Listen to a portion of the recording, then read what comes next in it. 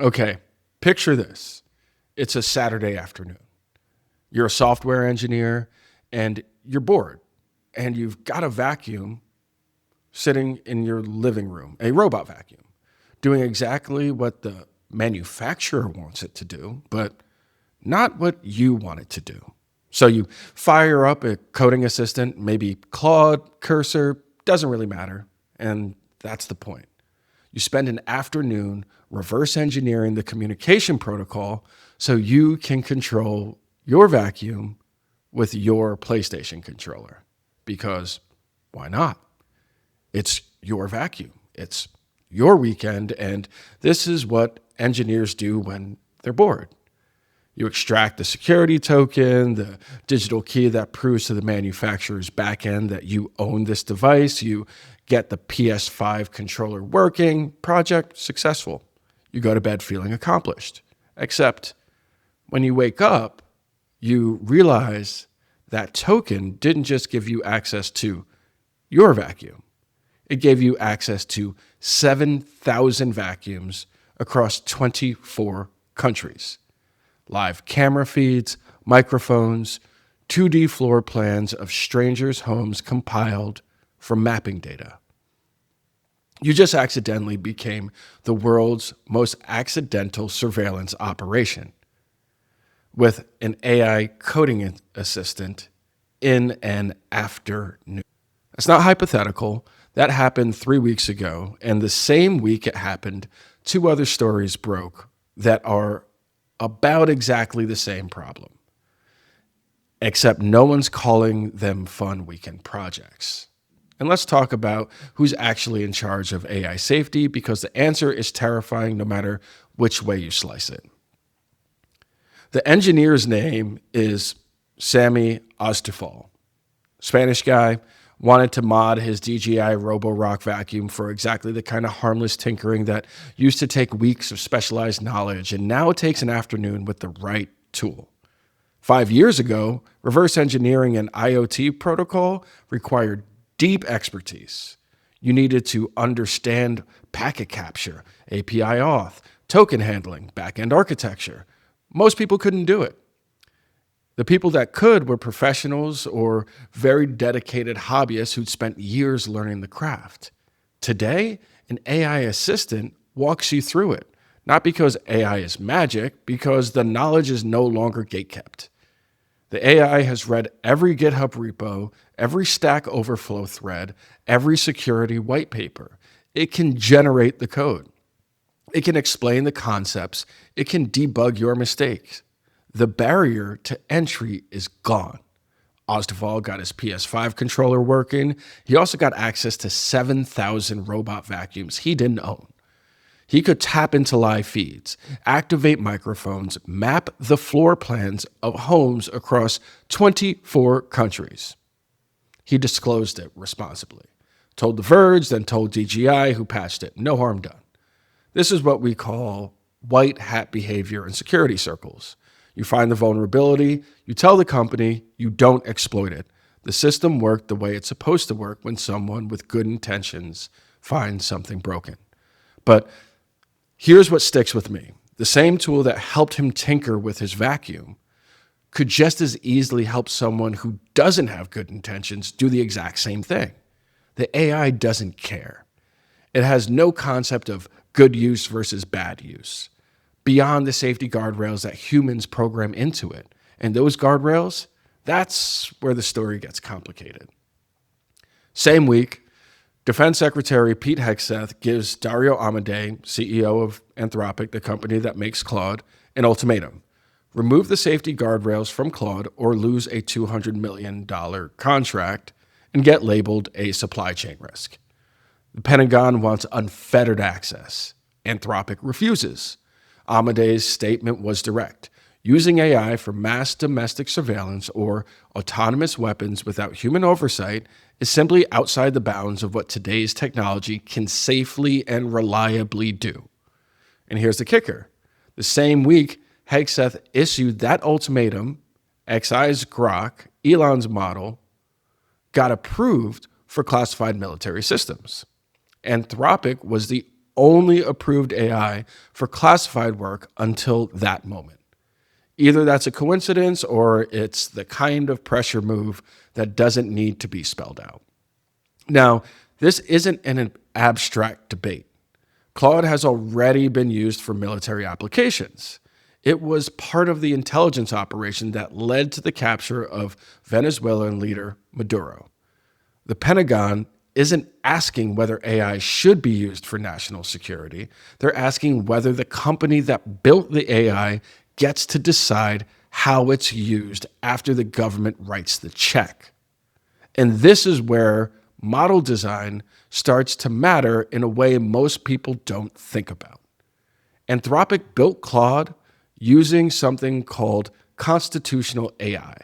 The safety principles are baked into the training process, not just a filter layer you can strip off. It's designed from the ground up to refuse certain requests, to reason about harm, to maintain boundaries, even under adversarial prompting. That's fundamentally different from OpenAI's approach with GPT, different from xAI's approach with Grok. Different safety philosophies produce different capabilities, different failure modes, and different levels of control. So when the Pentagon says, remove the guardrails, they're not just asking for a settings toggle. They're asking Anthropic to build a different model, one that doesn't refuse, one that doesn't second guess, one that executes orders without the constitutional reasoning layer that makes Claude Claude. And Anthropic said no. So here's a question. Should a private company, a startup really, have the authority to tell the U.S. Department of Defense or War, no, you can't have this technology the way that you want it? Or should the government, which operates in classified space by definition, with zero public oversight on how these tools get deployed, have unfettered access to the most powerful AI systems we've built? Every answer to that question is scary, and we'll come back to that. First, third story. Same week, a hacker jailbroke Claude to attack Mexican government agencies. 150 gigs were stolen. 195 million taxpayer records, voter registration files, government employee credentials, civil registry data. The hacker used Claude to find vulnerabilities, write exploit scripts, and automate data theft. Claude initially refused. The safety guardrails did their job. Then the hacker jailbroke it through persistent adversarial prompting, the kind of technique that security researchers test constantly and attackers refine just as constantly. Claude produced thousands of detailed reports with ready-to-execute attack plans. The hacker used ChatGPT to supplement the work. OpenAI says their tools refuse to comply, though that's hard to verify after the fact, and the hacker clearly got what they needed from somewhere. Anthropic banned all associated accounts when they found out. They say the new Opus 4.6 has enhanced protection against exactly this kind of jailbreak. This isn't the first time. Chinese hackers used Claude last year for a similar operation. Self-reporting doesn't unsteal data. So now we've got the full picture. An engineer accidentally surveils 7,000 homes because an AI helped him reverse engineer his vacuum. The Pentagon demands the same kind of AI without the safeguards that are supposed to prevent exactly that kind of accident from being weaponized. And a criminal uses that same AI, jailbroken, to steal the personal data of nearly 200 million people. 3 stories, 1 question. Who should be in charge of AI safety? Let's go through our options because every single one is terrifying, to be honest. Option 1, let the government decide.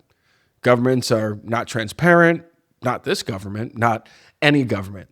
The Pentagon operates in classified space by definition. The NSA's entire job is to do things we're not allowed to know about. Handing unfettered AI capabilities to institutions that are structurally opposed to oversight is a recipe for surveillance and weapon systems we won't know about until they're deployed. Maybe they'll be used responsibly. Maybe they won't. We won't find out until later. And by then, it's too late to have the debate. Option 2, let the AI companies decide. Anthropic, OpenAI, Google, these are for-profit corporations. Their business model depends on growth, adoption, and not getting regulated into irrelevance. Dario Amodei seems like a thoughtful guy, so does Sam Altman, I guess, depending on which interview you're watching, but thoughtful CEO is not a governance model. It's a personality trait that can change with a board meeting, an acquisition, or really a bad quarter. Asking private companies to self-regulate is asking them to voluntarily limit their own revenue in the name of principles that might not survive the next funding round. And even if their principles are ironclad, they're making these decisions behind closed doors with no democratic input, no public accountability, and no mechanism for appeal when they get it wrong. Option 3, unilateral disarmament. If we don't give our government cutting-edge AI, and China is building autonomous weapons systems, that's terrifying. If Russia is using AI for mass surveillance and we're debating ethics, that's a strategic disadvantage that compounds daily. The "we won't build it because it's dangerous" approach has the same problem every unilateral disarmament approach has ever had. The other side doesn't disarm. They just go ahead. And catching up from behind when the technology is moving this fast might not be possible. Option 4, international regulation. In theory, this is the answer: a global framework, democratic accountability, international standards. In practice, getting the US, China, Russia, and the EU to agree on AI safety standards is roughly as likely as getting them to agree on anything else, which is to say, it's not happening. The UN can't enforce its existing treaties. The idea that we're going to build a functional, enforceable, international AI governance body while the technology is advancing this fast is wishful thinking. And that's not pessimism, that's just honesty. The vacuum story resolved cleanly. Bug found, bug reported, bug fixed. That's the optimistic template. Someone finds a problem, they tell the right people, the problem gets solved before it gets exploited at scale. The Mexico story is the other template. Vulnerability found, vulnerability jailbroken, vulnerability exploited, damage done, self-reporting, and account bans don't unsteal 150 gigs of taxpayer data. The Pentagon story is still unfolding. Anthropic could lose $200 million. The Pentagon could force compliance through regulatory pressure, or this could become the test case that forces a much bigger conversation about civilian oversight of military AI. I don't know which template we're going to follow as a society. I know the technology is already deployed. The capabilities are already democratized, and the governance question is still wide open. I don't have the answer. I'm not going to end this piece with a policy prescription or a clever solution. I don't think one exists right now. What I do think is this: we need educated, informed, technically literate people weighing in heavily on these questions, not just AI researchers, not just policymakers, not just ethicists or military strategists or corporate execs. All of them in public with actual stakes and actual accountability. The current situation where Anthropic makes a safety decision, the Pentagon issues an ultimatum, and the rest of us find out about it from a Politico article is not a governance model. It's a series of bilateral standoffs between powerful institutions with competing incentives. none of which are directly accountable to the public that's going to live with the consequences. Sammy Osduval wanted to control his vacuum with a PlayStation controller. That's a human impulse.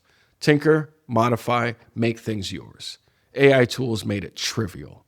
Those same tools make a lot of things trivial that used to be hard. Some of those things are wonderful. Some are dangerous.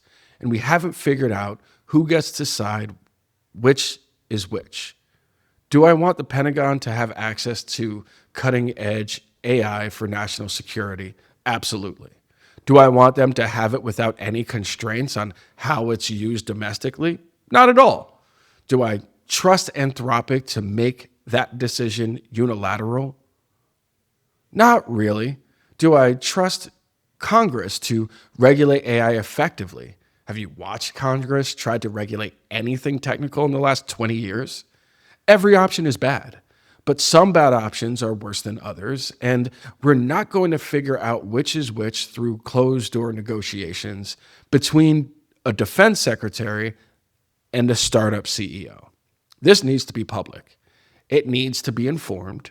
It needs to be loud enough that policymakers can't ignore it and corporate boardrooms can't dismiss it. I don't have the answer, but I'm paying attention, and you should be too. If you made it this far, like, subscribe, and let me know what you think in the comments. I'm genuinely curious where people land on this because I'm still figuring it out myself. RD signing off. Peace.